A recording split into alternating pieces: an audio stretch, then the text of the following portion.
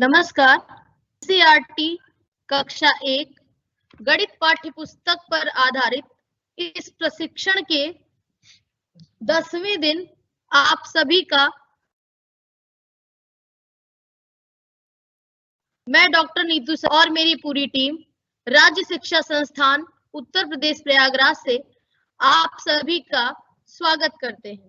प्रशिक्षण के आज 10वें दिन हम पुराने अपने प्रशिक्षण के क्रम को जारी रखते हुए आज समय की अवधारणा पर चर्चा करेंगे, जिसके लिए मैं अपने साथी प्रवक्ता डॉक्टर विपनेश सिंह बघेल जी को बुलाना चाहूंगी।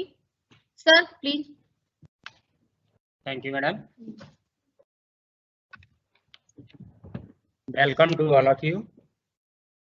आज हम लोग समय पर चर्चा करेंगे। समय क्या है? Time is familiar to everyone, yet it is hard to define and understand.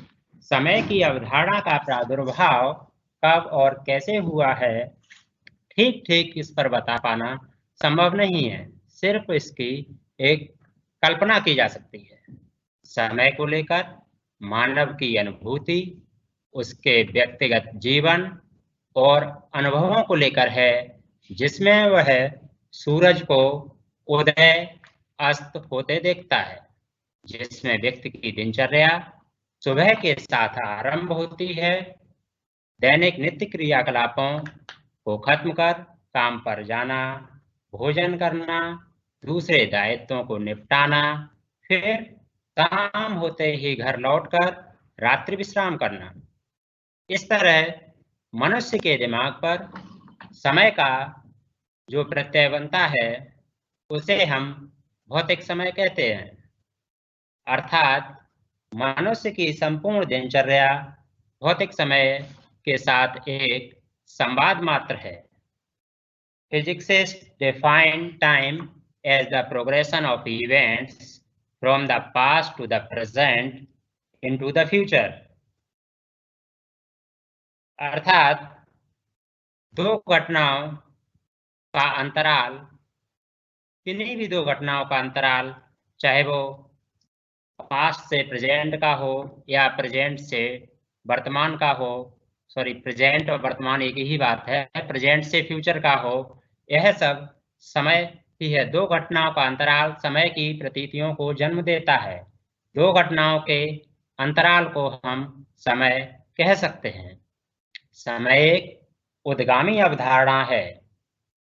Time is an emergent concept and it is primitive notion. An hour consists of a certain number of minutes, a days of hours and a year of days. समय मानव द्वारा रोजाना प्रयोग की जाने वाली महत्वपूर्ण अवधारणा है, जो मनुष्य के साथ साथ जानवरों और पौधों के जीवन में भी सहज रूप में देखने को मिलती है। प्रकृति में भी स्वयं अनेक उदाहरण, जैसे सूर्य का उगना, छिपना, ऋतुओं का होना, समय की अवधारणा को स्पष्ट करते हैं। मुर्गे का बांग देना या कुत्ते का भौंकना, फूलों का खिलना, पेड़ों का पत्तों को गिराना व फलों को गिराना आदि क्रियाएं समय की अवधारणा को समझने में मुख्य घटक की भूमिका का निर्वहन करते हैं। बच्चों को समय से परिचित कराने का एक माध्यम प्रतिदिन की दिनचर्या में समय के व्यवहारिक उपयोग की जानकारी प्रदान करना भी हो सकता है। जैसे बच्चों का सुबह उठने के बाद सो जाना, दांतों की सफाई करना, नहाना, नाश्ता करना, भोजन करना, स्कूल जाना, लंच खाना, विद्यालय से वापस आना, आराम करना, गृह कार्य करना, खेलना और अन्य बहुत सारे क्रियाकलाप बच्चों को व्यवहारिक रूप से समय की अवधारणा से परिचित कराते हैं। हम कह सकते हैं कि समय एक अमूर्त अवधारणा है, जिसमें एक ऐसी चीज का मापन करना है जिसे देखकर या छूकर महसूस नहीं किया जा सकता। फलतः समय की अवधारणा को सीखना और सिखाना दोनों ही अत्यंत चुनौतीपूर्ण कार्य है।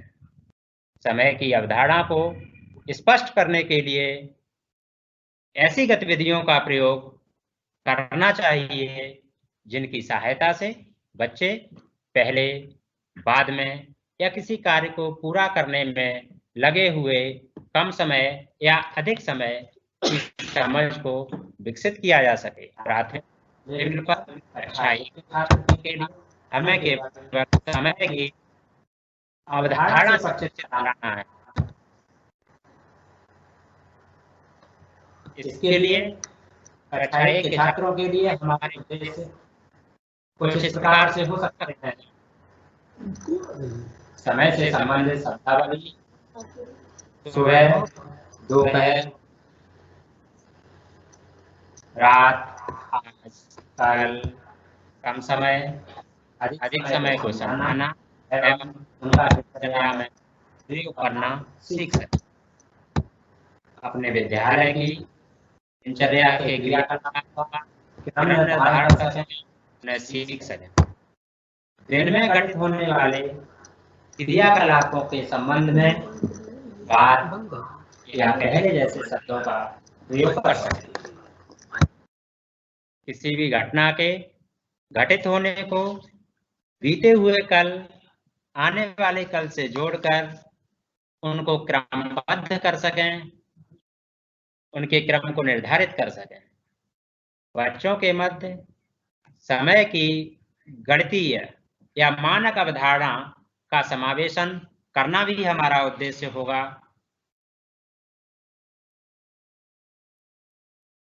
शुरुआत में बच्चों को समय के छोटे छोटे अंतराल के बीतने को देखने, सुनने या महसूस करने और समझने दें। इसके लिए बच्चों को समय आधारित कुछ ऐसी गतिविधियां से परिचित करवाएं जिससे बच्चे समय की शब्दावली से परिचित हो सकें और बच्चे उन्हें कक्षा के दौरान मनोरंजक तरीके से सीख सकें।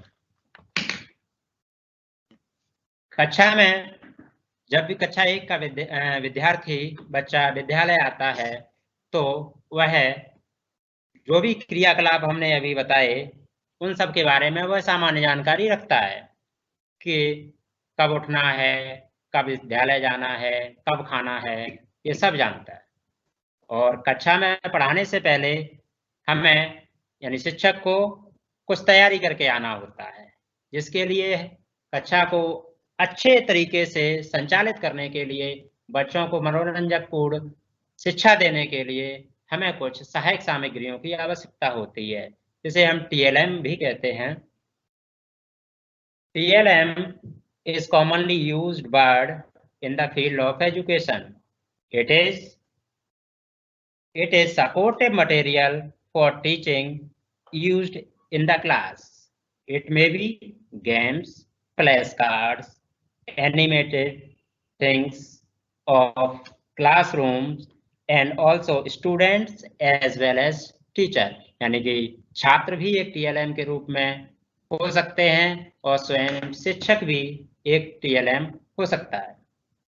और इस पाठ के संदर्भ में कहें तो सहायक सामग्री के रूप में छात्रों के सुबह उठने से लेकर सोने तक के विभिन्न कार्यों के चित्र भी इस पाठ के संदर्भ में आपकी सहायक सामग्रियां हो सकती हैं। तो आइए अब हम सभी गतिविधि पर चर्चा करते हैं, गतिविधियां प्रारंभ करते हैं जिनके माध्यम से हम बच्चों को आसानी से सुगमता पूर्वक उन्हें समय की अवधारणा से परिचित करा सकें। तो सबसे पहली गतिविधि पर आते हैं। तो इसमें आप चित्र में देख रहे होंगे कि एक शिक्षिका बहन बोर्ड पर हैं और छात्र अलग अलग अभिनय की मुद्रा में हैं।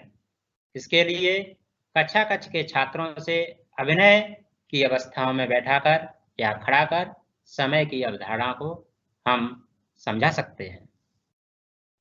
इसके लिए एक छात्र को आप बैग लेकर कक्षा के अंदर आते हुए खड़ा कर सकते हैं या बाहर जाते हुए खड़ा कर सकते हैं। किसी छात्र को किताब खोलकर पढ़ते हुए दिखा सकते हैं और किसी छात्र को अभिनय के द्वारा उसमें ये प्रदर्शित करा सकते हैं कि वो खाना खा रहा है और किसी छात्र को क्लास में लेटा सकते हैं। क्या होगा?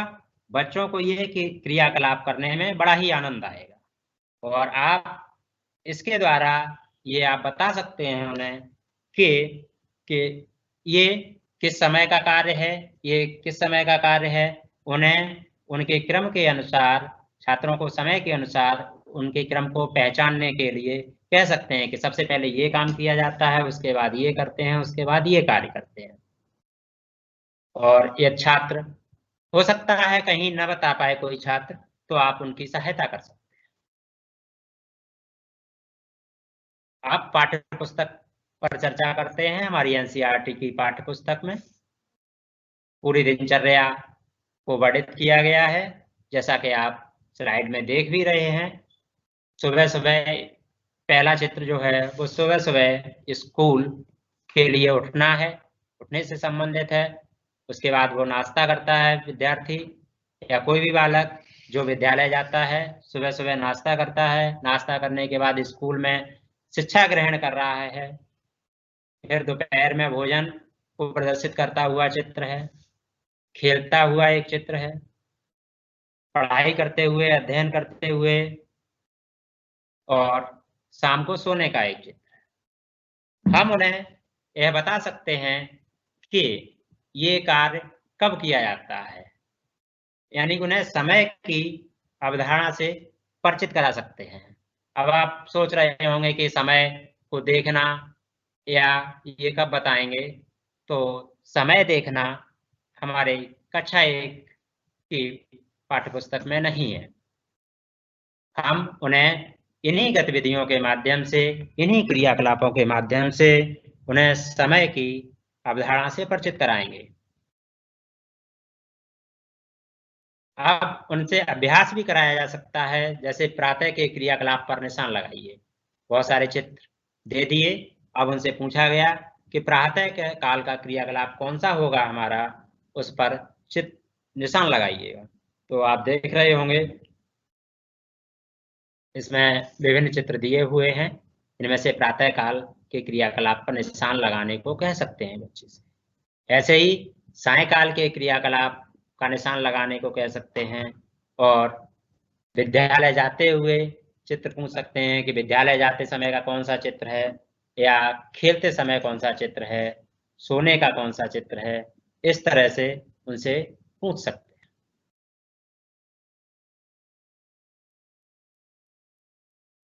अब क्रियाकलापों के अनुसार उन्हें क्रमबद्ध करना, यानी कि जो भी क्रियाकलाप दिन में होते हैं उन्हें उनके क्रम के अनुसार निर्धारित करना। जैसे इसमें आप बहुत सारे चित्र देख रहे हैं, तो आप इनमें से कौन से क्रम में कौन सा चित्र आएगा, यह हम छात्रों से पूछ सकते हैं कि हम उनका क्रम निर्धारण समय के अनुसार उनका क्रम निर्धारण कैसे करेंगे। तो छात्र जब इसका क्रम निर्धारण करें तो शिक्षक को चाहिए कि वह उनके निर्धारण को जांचे और देखता रहे, साथ ही साथ उन्हें बताता रहे कि किसके बाद कौन सा चित्र आएगा। इस बात पर शिक्षक ध्यान दें। अब एक अन्य गतिविधि है चित्रों की सहायता से या चित्रों को पहचानना सीखना। इसमें देख रहे हैं कि कक्षा शिक्षण के दौरान शिक्षक या शिक्षिका बहन बहुत सारे क्रियाकलापों के चित्रों को एक डिब्बे में रखेंगे। डिब्बे में रख दें। डिब्बे में रखने के बाद किसी भी छात्र को बुलाएं और उनसे कहें कि इनमें से कोई सा 2 चित्र कोई से 2 चित्र निकालिएगा। 2 चित्र निकालेगा, बच्चा बड़ी उत्सुकता के साथ आएगा और उनमें से 2 चित्र निकालेगा। निकालने के बाद आपका कार्य होगा किसी दूसरे बच्चे से उन चित्रों के बारे में जानकारी प्राप्त करना कि वह किस समय को प्रदर्शित करने वाला चित्र है, वह कौन से समय का चित्र है।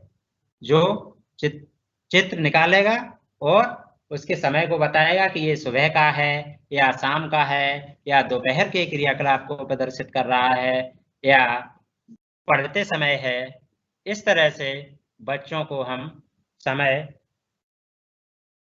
के बारे में बता सकते हैं, समय की अवधारणा से परिचित करा सकते हैं और बच्चा चित्रों को देखकर यह बता पाने में समर्थ हो सकेगा कि यह किस समय का चित्र है। इस प्रक्रिया को अपनाना छात्रों के बौद्धिक विकास में सहायक होगा। वो दिमाग पर दबाव डालेंगे और यह सोचने को मजबूर होंगे या वो उसे याद कर सकेंगे, बता सकेंगे कि यह चित्र सुबह का है या दोपहर का है। अब एक अन्य गतिविधि है समय की रेलगाड़ी। समय की रेलगाड़ी में आप देख रहे हैं चित्र में प्रदर्शित हो रहा है कि इंजन और डिब्बे। इंजन पर एक छात्र पढ़ता हुआ प्रदर्शित हो रहा है और उससे पीछे विद्यालय जाते हुए, नहाते हुए और ब्रश कर रहा है। तो इस तरह की रेलगाड़ी जैसी गतिविधियां अगर पोस्टर आप छात्रों को दिखाएंगे तो छात्र क्योंकि कार्टून देखने में ज्यादा दिलचस्पी लेते हैं, इसलिए वह इन्हें देखकर अवश्य ही प्रसन्न होंगे। आप देखिएगा, अब उनसे पूछ सकते हैं। हालांकि यहाँ क्रम का निर्धारण किया गया है कि सबसे पहले बच्चा सुबह ब्रश करेगा, ब्रश करने के बाद नहाएगा, नहाने के बाद विद्यालय जाने का क्रियाकलाप चित्र है, उसके बाद विद्यालय में पढ़ने का चित्र है। तो आप उनसे पूछ सकते हैं कि इनमें से पहला कौन सा है, दूसरा कौन सा है, और बच्चा यह बता सकता है कि सुबह के लिए इसमें कौन सा डिब्बा सुबह की घटना को इंगित करने वाला कौन सा डिब्बा है और दोपहर या विद्यालय की घटना को पहले और बाद के बारे में ये बता सकेगा। घटनाओं के संबंध में शिक्षक पहले या बाद जैसे शब्दों का बार बार इस्तेमाल यदि करेंगे तो बच्चों को गतिविधियों के माध्यम से यह सुनिश्चित हो सकेगा कि कौन सी घटना पहले की है, कौन सी घटना बाद की है।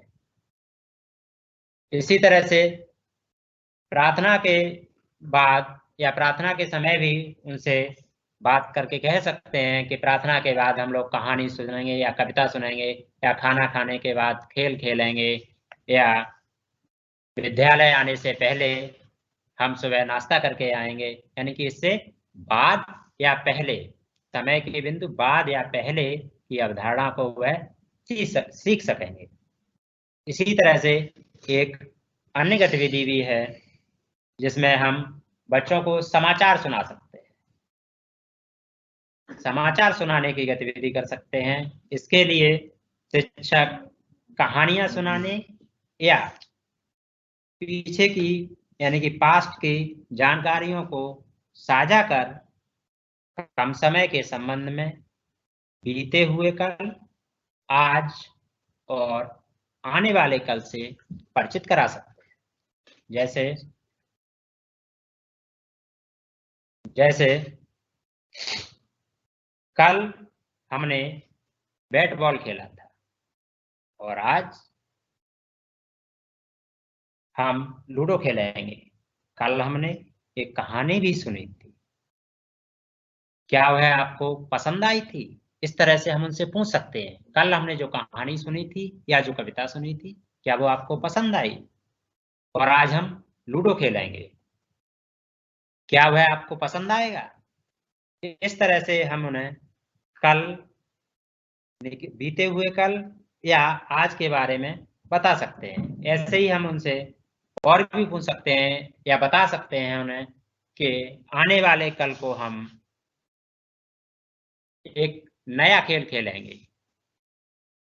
इस तरह से बच्चे जो हैं वो बीते हुए कल, वर्तमान यानी कि आज और आने वाले कल के बारे में जानकारी प्राप्त कर सकेंगे। ऐसे ही एक अन्य गतिविधि और है जिसमें दो छात्र आपको पैदल विद्यालय जाते हुए दिखाई दे रहे हैं और एक छात्र साइकिल के द्वारा विद्यालय जा रहा है। आप कह सकते हैं कि विद्यालय से आ भी रहे हैं। तो इसमें क्या है कि पैदल स्कूल जाते हुए और साइकिल स्कूल से जाते हुए चित्र दिखाकर छात्रों से यह जानने का प्रयास कर सकते हैं कि इनमें से कौन सा छात्र कम समय में या अधिक समय में विद्यालय पहुंचेगा, कौन सा छात्र कम समय में या अधिक समय में विद्यालय पहुंचेगा या विद्यालय से घर पहुंचेगा। छात्र उत्साहित होकर कम या अधिक समय में विद्यालय पहुंचने वाले या आने वाले छात्र की पहचान को प्रदर्शित करने वाले चित्र को बताने का प्रयास करेंगे। छात्र बताएगा कि सर साइकिल से पहले विद्यालय पहुंचेंगे और पैदल देर में विद्यालय पहुंचेंगे। तो इससे क्या होगा कि कम या अधिक समय लगने की, किसी भी कार्य में कम या अधिक समय के लगने की अवधारणा का विकास होगा। इससे बता सकते हैं बच्चे कि यहाँ कम समय लगेगा और यहाँ अधिक समय लगेगा। इस प्रक्रिया को अलग अलग छात्रों से बारंबार दोहरा सकते हैं और बच्चों से बार बार पूछें कि कौन से कार्य में कम समय लगेगा या अधिक समय लगेगा। इस गतिविधि के प्रयोग से छात्र कम समय या अधिक समय की अवधारणा को समझने में सक्षम होंगे। ऐसे ही एक अन्य स्लाइड आपको प्रदर्शित हो रही है जिसमें बाल्टी में पानी भरा जा रहा है और एक बाल्टी छोटी है और नल के द्वारा पानी भरा जा रहा है। ऐसे ही दूसरी बाल्टी, दूसरा डिब्बा बड़ा है। अब आप छात्रों से यह पूछ सकते हैं या निशान लगाने को कह सकते हैं कि इनमें से कौन सा कम समय में भरेगा या कौन सा अधिक समय में भरेगा। तो छात्र मानतः बताएगा। हो सकता है कुछ छात्र जल्दी में गलत भी बता जाएं, लेकिन आपका दायित्व बनता है कि बच्चों को, छात्रों को सही बताने का प्रयास करें, जिससे कि बच्चों के मस्तिष्क में वह ठीक से बैठ सके और बच्चे उसे जीवन पर्यंत उस शिक्षा का, उस जानकारी का लाभ ले सकें। ऐसे ही एक अन्य गतिविधि ग्रामीण बच्चों के परिदृश्य से, ज्यादातर बच्चों ने, सभी ने देखा होगा कि खेतों में जुताई जो होती है उसके बहुत सारे तरीके होते हैं। इनमें से एक पुराना तरीका है बैलों के माध्यम से, हल के माध्यम से किसान खेत जोतता है, खेत की जुताई करता है। और एक दूसरा तरीका है ट्रैक्टर के माध्यम, यानी कि ट्रैक्टर से भी खेत की जुताई होती है और हल के द्वारा, बैलों के द्वारा भी जुताई होती है। इसमें भी आप छात्रों से पूछ सकते हैं कि बताओ बेटा, किसमें खेत जल्दी जोता जा सकेगा, किसके द्वारा खेत जल्दी जोता जा सकेगा, बैलों के द्वारा या ट्रैक्टर के द्वारा। तो छात्र बता देगा या बताने का प्रयास करेगा। हो सकता है एक या दो छात्र ठीक से न बता पाए, तो आप उन्हें प्रयास कर सकते हैं कि उन्हें बता सकते हैं कि ट्रैक्टर के द्वारा खेत की जुताई जल्दी हो जाएगी, यानी कि कम समय में हो जाएगी, और बैलों के द्वारा खेत की जुताई में अधिक समय लगेगा। इस तरह से बच्चों में कम या अधिक समय की अवधारणा का हम विकास कर सकते हैं। अब अगली गतिविधि है जिसमें बच्चों से विभिन्न प्रकार के क्रियाकलापों की एक्टिंग करने को कह सकते हैं। इसके लिए विभिन्न प्रकार के आप चित्र भी बच्चों को दिखा सकते हैं कि चित्र दिखाकर उनसे एक्टिविटी करवाएं, उनसे अभिनय करवाएं, चित्र दिखाकर अभिनय करवाएं। तो इसमें देख रहे हैं आप कि एक सोते हुए उठने का चित्र है, एक ब्रश कर रहा है, एक नहा रहा है, विद्यालय जा रहा है, पढ़ रहा है, खाना खा रहा है और खेल खेल रहा है। तो उनसे पूछ सकते हैं कि कौन से कार्य के बाद कौन सा कार्य किया जाता है। बच्चों को एक्टिंग में बहुत ही आनंद आता है, वो एक्टिंग भी करेंगे। आप उन्हें कह दीजिएगा कि बेटा इस तरह से कार्य करके दिखाओ, कि आप पढ़ रहे हैं, मान लीजिएगा पढ़ रहे हैं, तो कैसे दिखाएंगे कि आप पढ़ रहे हैं। तो इसके लिए बच्चा किताब खोल के बैठ जाएगा कि सर इस तरह से बैठ के पढ़ने की एक्टिंग हम कर सकते हैं, कुछ लेट के पढ़ने की भी एक्टिंग कर सकते हैं, है ना। सभी का अपने अपना दिमाग है, सोचने का अपना अपना तरीका है। और उनसे आप पूछ सकते हैं कि कब स्कूल जाना है, कब स्कूल आना है, कब विद्यालय में खेलना है ना। और कब विद्यालय में खाना खाना है, कब कौन सी क्लास चलेगी। इस तरह से बच्चों से उनसे समय की अवधारणा, बच्चों के अंदर समय की अवधारणा का विकास कर सकते हैं, उनसे सीख सकते हैं, उन्हें सिखा सकते हैं। ऐसे ही एक अन्य गतिविधि है बातचीत गतिविधि, जिसमें बच्चों को हम समय के संबंध में बोध करा सकते हैं। छात्रों को एक जगह एकत्र करके विद्यालय के विभिन्न क्रियाकलापों के समय और उनको पूरा करने में लगे समय के बारे में बातचीत कर छात्रों को मानक समय के संबंध में बोध कराने के लिए छात्रों से कुछ इस प्रकार से बातचीत कर सकते हैं।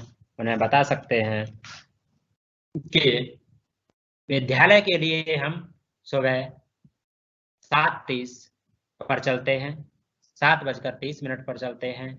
विद्यालय आकर हम 7:50 पर हम सब प्रार्थना करते हैं। प्रार्थना पूर्ण होने के बाद 8 बजे से कक्षाओं में पढ़ाई प्रारंभ होती है।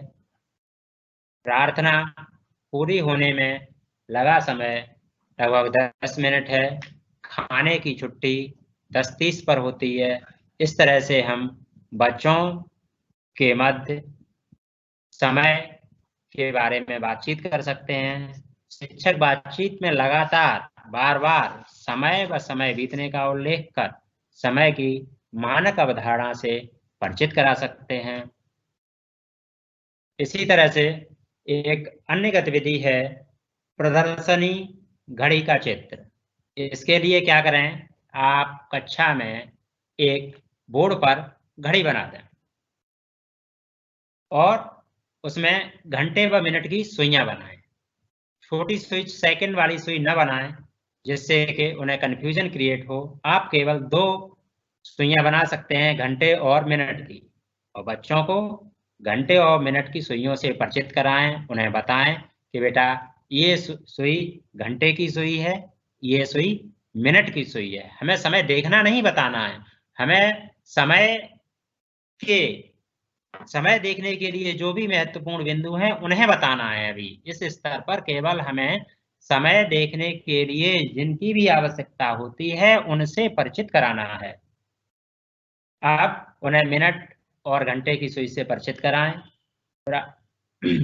और प्रारंभिक स्तर पर घंटे की सुई को घुमाकर और मिनट की सुई को 12 पर फिक्स कर समय की मानक अवधारणा से परिचित कराएं। यानी कि पहले आपने मिनट की सुई को 12 पर कर लिया और घंटे की सुई को 3 पर कर लिया, तो आप बताएं उन्हें कि बेटा यहाँ 3 बजता है। ऐसे ही घंटे की सुई को आप अलग अलग संख्याओं पर, अलग अलग स्थानों पर घुमाकर उन्हें उससे परिचित कराएं, समय के बारे में परिचित कराएं। ऐसे ही एक अन्य गतिविधि है जिसमें बच्चों को ही घड़ी बनाना है। यानी कि इसमें हम क्या कर सकते हैं कि घड़ी के अनुसार, जैसे घड़ी डायल होता है, घड़ी का डायल होता है घड़ी का डायल होता है, तो वैसे ही ये गोल चक्कर में बच्चों को बैठा लें, बच्चों को गोल चक्कर में बिठा लें और बैठाने के बाद उनके हाथों में अंक वाले फ्लैश कार्ड दे दें और बीच में केंद्र बिंदु को दर्शाने के लिए एक छात्र को बीच में बैठा दें और बैठाने के बाद एक छात्र को जिस छात्र की लंबाई थोड़ी ठीक हो, क्योंकि आप जानते हैं घड़ी की मिनट वाली सुई बड़ी होती है और घंटे वाली सुई छोटी होती है, तो एक बड़े छात्र को केंद्र बिंदु से किसी भी अंक की तरफ लेटा सकते हैं और छोटे छात्र को किसी दूसरे स्थान पर लेटा सकते हैं और छात्रों को बता सकते हैं कि घड़ी इस प्रकार से होती है, इसमें छोटी वाली सुई होती है वो घंटे को दर्शाती है और बड़ी वाली सुई मिनट को दर्शाती है। इस तरह से छात्रों में समय की अवधारणा से आप छात्रों को परिचित करा सकते हैं और बच्चे बिल्कुल ही इस गतिविधि में बहुत ही आनंद के साथ समय की अवधारणा को सीखेंगे। ऐसे ही एक अन्य गतिविधि है कैलेंडर गतिविधि। इसमें हम केवल कैलेंडर को दिखाकर ये बताएंगे कि, क्योंकि ज्यादा जानकारी नहीं देनी है इस स्तर पर केवल हम उन्हें यह बताएंगे कि आज ये तारीख है, कल ये थी या कल ये होगी, केवल इतना परिचय कराएंगे कि कल ये आज कौन सा दिन है। बच्चों से पूछ सकते हैं, उन्हें बता सकते हैं आज कौन सा दिन है, तो बच्चा बता देगा, ठीक है ना, आज ये दिन है। नहीं बता पाता है तो आप बताएंगे। उसके बाद कल कौन सा दिन था ये पूछ सकते हैं, तो वह भी बच्चा बताएगा। नहीं बता सकता है तो आप बता देंगे, क्योंकि उससे क्या होगा, कल, आज और आने वाले कल की अवधारणा का विकास आप कर सकते हैं बच्चों के अंदर। ऐसे ही बच्चे को, चूंकि 6 वर्ष का बच्चा आपकी कक्षा 1 में आता है, तो आजकल बच्चों के जन्मदिन मनाने का भी प्रचलन बहुत है। तो उसमें क्या कर सकते हैं आप कि बच्चों से कह सकते हैं कि आप अलग अलग प्रत्येक बर्थडे की अलग अलग चित्र लेके आइएगा, या आप लेके जाइएगा, किसी भी बच्चे के बर्थडे के चित्र लेके जा सकते हैं कि ये प्रथम वर्ष के बर्थडे का चित्र है, ये द्वितीय वर्ष का है, ये तृतीय वर्ष का है। ऐसे ही अलग अलग चित्र लेके जा सकते हैं और बच्चों को दिखा के उन्हें इस अवधारणा का विकास करा सकते हैं कि ये प्रथम वर्ष का है, इसमें आप इतने छोटे थे, यानी कि क्या हुआ, वहाँ समय का विकास हो रहा है, समय के बढ़ते हुए क्रम में आपका विकास हो रहा है ना। तो आप वहाँ बता सकते हैं बच्चे को कि समय की तस्वीरें देखकर बच्चा वह सीख सकता है, अलग अलग तस्वीरें देखकर बच्चा यह सीख पाएगा कि ये छोटे का है, ये अधिक समय के बाद है, ये उसके बाद है। इससे बच्चों के अंदर समय की अवधारणा का विकास होगा। और कक्षा शिक्षण के बाद हमारा जो प्रत्याशित परिणाम होगा, यानी बच्चे क्या सीख पाए होंगे क्लास के दौरान, है, तो उसमें क्या है कि छात्र समय से जुड़ी हुई सामान्य शब्दावली को समझने में सक्षम हुए हैं। जो भी शब्दावली है कम समय की या अधिक समय की, किसी भी कार्य को लगे हुए कम समय या अधिक समय की शब्दावली को वो समझ पाए हैं। विद्यालय में होने वाले क्रियाकलापों के क्रम को बताने में समर्थ हुए हैं। विभिन्न घटनाओं के लिए बाद या पहले जैसे शब्दों का प्रयोग करना जान गए हैं। अधिगम प्रक्रिया के बाद छात्र किसी भी कार्य के दिन को बीते हुए कल या आने वाले कल से जुड़ाव करना सीख लेते हैं। क्वेरी आ रही है कि कैलेंडर एक्टिविटी को रिपीट करना है, तो इसमें मैं आपको बताना चाह रहा हूं कि कैलेंडर एक्टिविटी, आप कैलेंडर को दिखाकर बच्चे को ये पूछ सकते हैं कि आज कौन सा दिन है और दिन के अनुसार कौन सी तिथि है। ये आप कैलेंडर को दिखाकर बच्चों से पूछ सकते हैं, उन्हें बता सकते हैं। ऐसे ही वहां ये पूछ सकते हैं कि कल कौन सा दिन था या कौन सी तारीख थी, या आने वाले दिन में कौन सी तारीख होगी। इस तरह से हम कैलेंडर का प्रयोग समय को बताने में कर सकते हैं। हम कह सकते हैं कि मानव जीवन में प्रयोग की जाने वाली एक महत्वपूर्ण अमूर्त अवधारणा समय को सीखने के चुनौतीपूर्ण कार्य को गतिविधियों के माध्यम से सुगम बनाने का यहाँ प्रयास किया गया है। कक्षा शिक्षण के बाद छात्र समय की अवधारणा का अपने दैनिक जीवन में प्रयोग करने में समर्थ हो सकेंगे। वह इस बात का भी पता करने में समर्थ होंगे कि समय के अनुसार कौन सा कार्य कब होता है।